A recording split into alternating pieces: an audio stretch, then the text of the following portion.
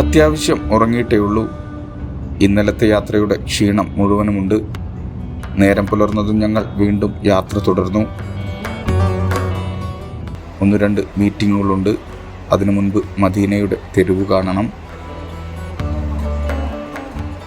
പുരാതനമാണ് Medina. ഇന്നും വലിയ നഗരങ്ങളുടെ തിരക്കില്ല. നേരത്തെ തന്നെ സജീവമായിട്ടുണ്ട് തെരുവുകൾ. വ്യത്യസ്തമായ ഉൽപ്പന്നങ്ങൾ വിൽക്കുന്ന വ്യാപാര സ്ഥാപനങ്ങൾ, വിവിധ തരം മനുഷ്യർ.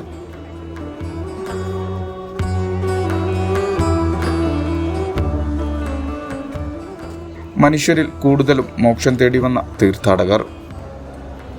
റസൂൽ ഈ വഴിയിലൂടെയെല്ലാം സഞ്ചരിച്ചിട്ടുണ്ടാകും ഒരു കാലത്ത്.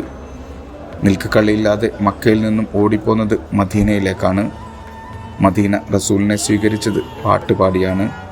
ആ സ്നേഹം എപ്പോഴും മദീനക്കാർക്കുണ്ട്.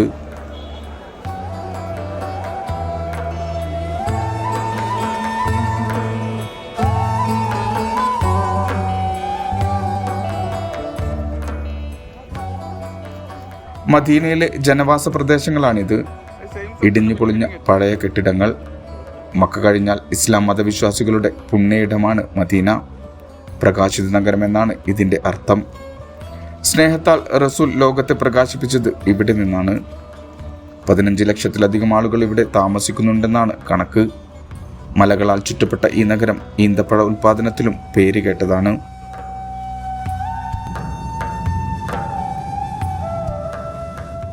സൗദിയിലെ മാധ്യമപ്രവർത്തകർക്കായി ലുലു ഒരുക്കിയ വിരുന്നിൽ പങ്കെടുക്കണം.